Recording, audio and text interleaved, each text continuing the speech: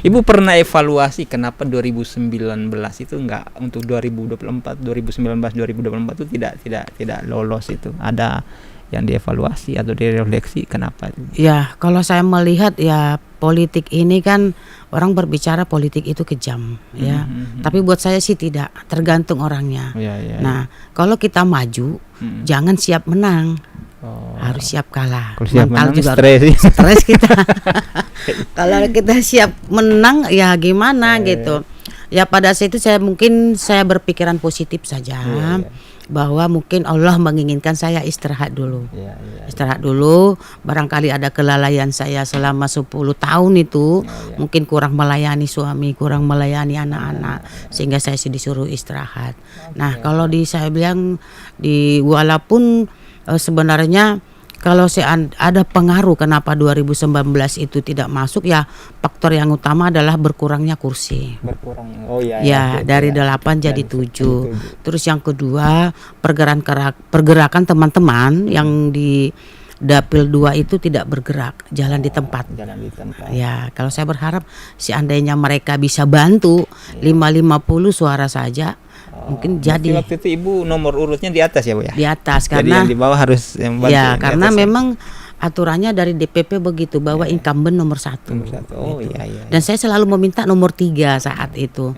Tidak bisa, ini perintah dari DPP bahwa incumbent nomor 1 gitu.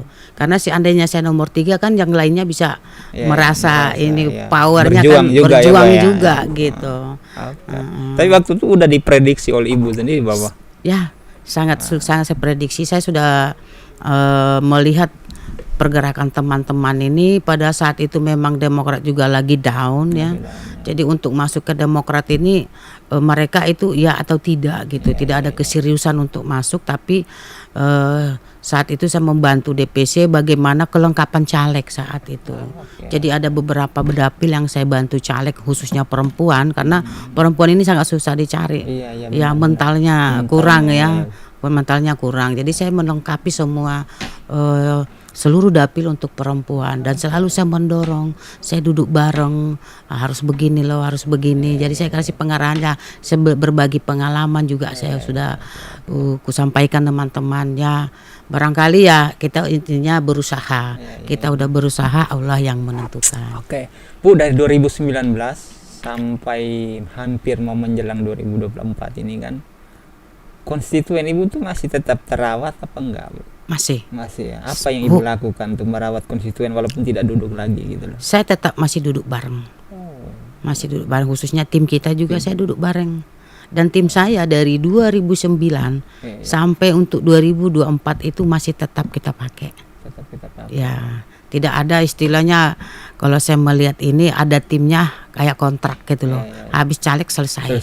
Karena ada juga yang pernah saya ditawarin itu, saya mau timnya berapa sebulan. Kayak konsultan gitu ya? Ya, kayak konsultan. Tapi kan saya berpikir, kalau kamu jadi tim saya, seberapa besar yang bisa kamu menghasilkan untuk saya? Apakah hanya cukup dengan data? Kan tidak seperti itu. Kalau kita hanya cuma data, banyak KTP berserak sekarang. Iya. Benar sekali. Banyak KTP. Tapi kalau ditanya mereponnya, karena kita cek nih. Kalau saya ku cek, kalau ada disodorkan ku cek. Apalagi sekarang kan beda, 2019 itu orang yang berdomisili, yang tinggal di tempat itu tidak punya KTP bisa memilih. Kalau sekarang ada linknya, kita akan cek sesuai dengan KTP. Tapi ya saya merasa ini pasti ada ruang ya, masih ada ruang untuk bagaimana memanfaatkan orang-orang yang tinggal di situ. Kan tergantung ketua PPS-nya bisa memilih apa ya, selagi masih ada kertas undangan kenapa tidak gitu.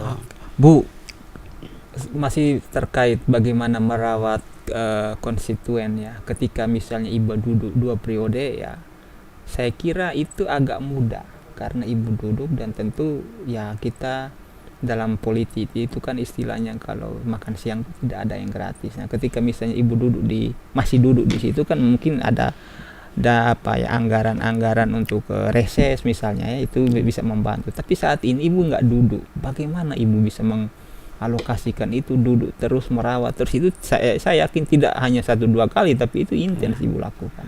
Kalau saya sih yang paling utama itu bukan duitnya. Bukan duitnya. Ya, kalau duit itu kita berbicara duit, duit ini datang pergi. Yang saya jalin selama ini adalah hubungan emosional. Ya, di saat mereka butuh saya datang. Di saat mereka pengen komunikasi dengan saya datang. Ya, memang kalau saya Bu Mesra begini-begini tetap saya layani. Contohnya tolong dong anak sekolah gimana, tolong dong dikomunikasikan. Nah, alhamdulillah saya bantu gitu. Karena nomor handphone saya nggak pernah ganti loh.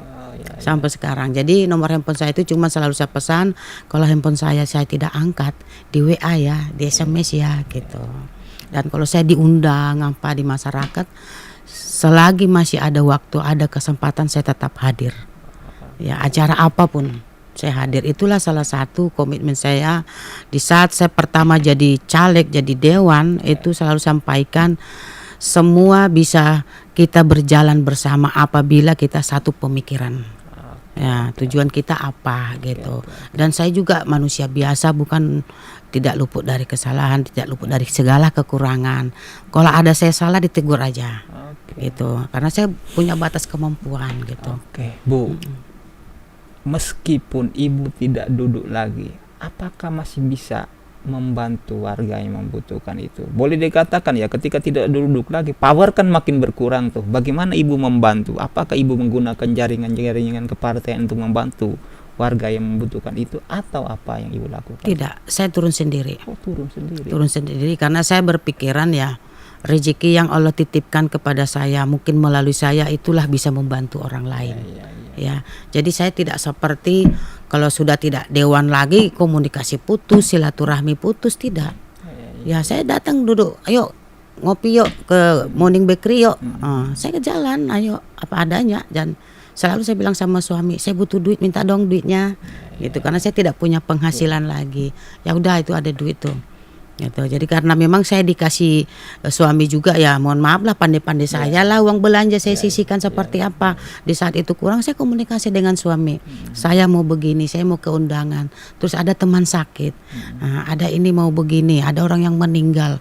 Kadang-kadang orang meninggal dia minta kain kapan. Iya benar. Ya, karena tidak semua mampu membelikan kain kapan gitu. Nah, justru saya di saat saya seperti ini ya, alhamdulillah rezeki bertambah ya. Nah, dan kita sudah beli ambulan untuk saat ini. Kita taruh di masjid Mubarakatus Ikhlas Bengkong Harapan itu, saya udah menitipkan ambulan di situ. Nah, hubungan di antara tempat saya itu ya sampai sekarang. Jadi pemilihan RT RW aja susah. Tanya Bu Mesra. Ya itu karena kita ada perhatian buat mereka. Jangan di saat mereka senang-senang, enggak. Susah senang tetap saya perhatikan. Oke. Bu, rencana 2024 maju ke Kepri ya? Maju di Kepri. Berarti Dapil Kepri 4. Kepri 4 Batam Kecamatan Batam Kota, Lubuk Baja, Bengkong, Batu Ampar. Nah, dua kecamatan itu kan ya boleh dikatakan sudah Ibu keluar masuk lah, karena 2 periode sebelumnya kan Ibu maju dari situ. Nah, 2 kecamatan yang baru ini, apa yang Ibu lakukan sehingga setidaknya meraup sedikit suara dari situ dan menambah suara yang sudah Ibu jaga di konstituen Bengkong Batu Ampar gitu loh. Nah, kalau Bengkong Batu Ampar udah tahu ya, udah persis. Sekarang Batam Kota Lubuk Baja ini tidak mungkin dong saya tidak punya kawan. Tidak mungkin juga tidak punya keluarga. Nah, itu dulu saya jumpain, saya datangin, saya mau maju. Nah, bagaimana caranya? Oh iya, nanti ada kawanku di sana, nanti ada kawanku di sana. Ini dari kawan ke kawan jadinya, dari keluarga ke keluarga. Nah, dan saya dibantu suami juga untuk bergerak, bukan hanya teman saya aja. Saya yakin Bapak punya teman yang banyak. Karena pernah saya masukkan caleg saat itu 2019, dia saat itu nggak mau, dia marah. Tapi karena saya tidak bisa lagi mencari orang untuk memenuhi kuota di dapil 1 itu, aku masukkan aja diam-diam. Nah, dengan begitu saya arahkan, udah beginilah, minta tolong lah, ini demi marwah gitu. Akhirnya dia masukkan nama, diikutin, tapi dengan syarat, kata dia, aku tidak turun. Oke, nggak usah turun, nggak apa-apa deh, yang penting ada namamu deh di situ.